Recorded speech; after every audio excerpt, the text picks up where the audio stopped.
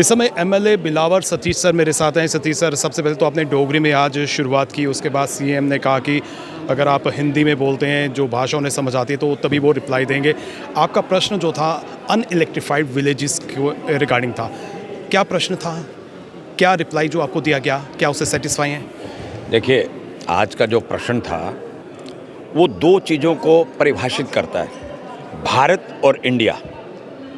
यह जो राज्य सरकार है ये वही पॉलिसी पे को अडॉप्ट कर रही है। भारत जो है वो गांव में बसता है साहब, और भारत के लोगों को ये कोई भी ऐसी सुविधा जो सरकार का प्रथम दायित्व है वो देने के लिए ये तैयार नहीं है। तो हमने वही प्रश्न किया, एक तो हमने डोगरी में किया, हमारे लोग सुनेंगे, वो पहाड़ी क्षेत्र है, इनको क्या पता, ये तो जम्मू में यहाँ पे और कश्मीर में आराम से बैठते हैं, कभी आए ना हमारे क्षेत्र में। अब 12, 15, 16 किलोमीटर जब पैदल चलना पड़ता है साहब, पता तो तब चलता है।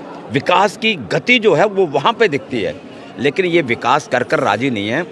आज़ादी के 77 वर्षों के बाद यद्यपि आज मेरा क्षेत्र जो कभी पहले बसोली में हुआ करता था, वहाँ से कई बार इन्हीं की पार्टी को जो आज सपोर्ट कर रहे हैं वहाँ से सांसद रहे, वहाँ से मंत्री रहे, लेकिन वही मेरा क्षेत्र जो है ध्योता पंचायत के अंदर, मढ़ून पंचायत के अंदर, कनौड़ी है, थिंगन है, ये कुछ ऐसे गांव हैं, मोड़ाज हैं, वहाँ पे उनको लाइट नहीं है। मैंने पिछले साल भी मार्च में यही प्रश्न किया था, इनको पूछा था, इन्होंने मुझे झूठा एक आश्वासन दे दिया कि आरडीएसएस के थ्रू हम लोग उसका कर रहे हैं। साल के बाद वही ढाक के 3 बात, इस बार स्कीम चेंज है, स्कीम चेंज कर दी।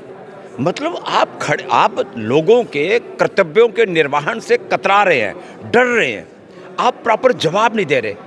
मेरा एक गांव, एक बार आप एक तरफ आप कहते हो कि 100% हमने इलेक्ट्रिसिटी जो है लोगों को प्रोवाइड कर दी है।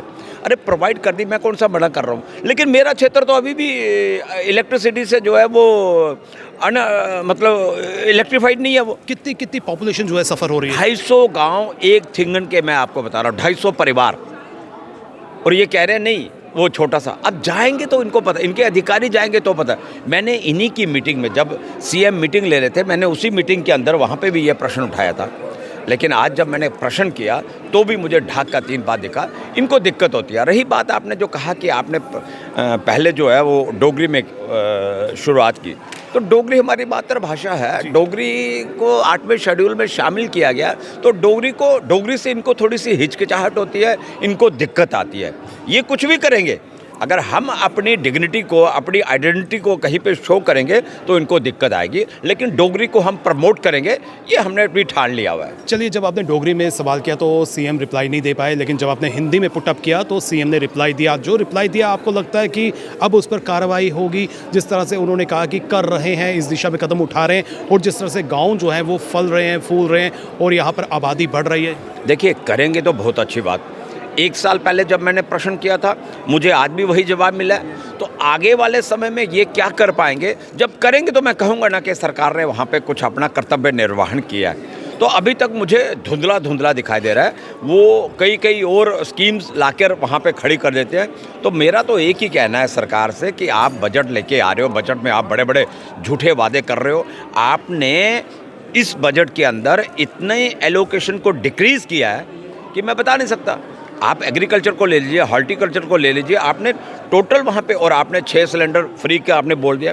एक तरफ ले रहे हो वहीं से और दूसरी तरफ दूसरे लोगों को दे रहे हो, तो ये सरकार का दोहरा चरित्र है। तो मैं इस दोहरे चरित्र को सरकार के एक बार फिर लोगों के आईने में खड़ा करेंगे और लोगों से कहेंगे कि ये सरकार कहीं पे टिक नहीं पा रही। देश जो है आज स्पेस तक पहुँच गया, और प्रदेश की बात करें तो प्रदेश में बेसिक नेसेसिटीज़ नहीं है। देखिए, नेसेसिटीज़ क्या होनी है, आपने इस विधानसभा के अंदर देखा, हम बात कुछ करते हैं, एक डोगरी में कहावत है, आप उसको ध्यान से सुनना, हम छोड़ते हैं भैंस के नीचे, ये जाते हैं कट्टे के नीचे।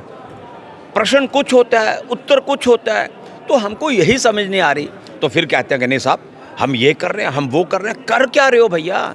जम्मू कश्मीर को केंद्र इतनी मदद, इतना सहयोग कर रहा है, लेकिन आप कहीं खड़े नहीं दिख रहे। तो मेरा आपके माध्यम से जनता तक आवाज़ पहुंचेगी, यही कहना है कि सरकार अपने वादों के ऊपर खड़ी हो, अपने दायित्वों का निर्वहन करे।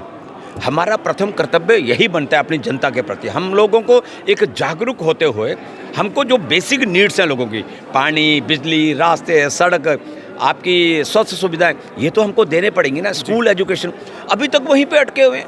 और देश स्पेस पे जा रहा है। जी। बाकी प्रदेश मतलब इतनी तरक्की कर रहे हैं, ये एक अड़ंगा अड़ाते हैं, साहब हमारे पास होम नहीं है। अरे होम नहीं है तो बाकी पूरा विभाग आपके पास है, सारा डिपार्टमेंट आपके पास, आपके आरडी, आपके पास पीडीडी है, पीएचई है, एजुकेशन है, हेल्थ है, कौन सा डिपार्टमेंट नहीं है आपके पास? वहाँ पे तो कुछ करके दिखाओ।